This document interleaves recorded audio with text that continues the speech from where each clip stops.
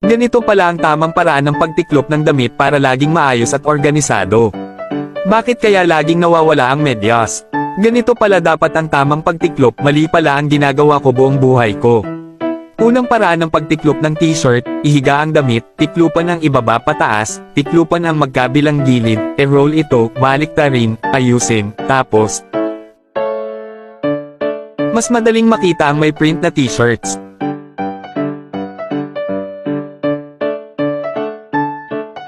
Paraan ng pagtiklop ng malambot na base layer tops, laging maayos at wala ng magulong cabinet.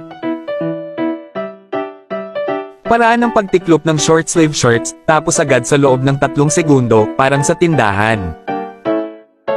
Storage tip para sa leggings, tipid sa espasyo, at madaling kunin ng hindi nagugulo. Paraan ng pagtiklop ng underwear, pinuprotektahan ang crotch area, mas malinis at hygienic. Pag-iimbak ng thermal wear set, isang kuha lang, buo na ang pares, hindi na kailangang maghanap.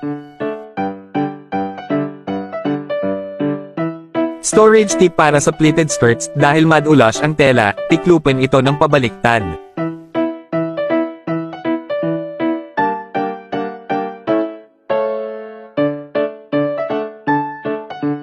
Paraan ng pagtiklop ng hooded down jackets, perfect habang papainit na ang panahon.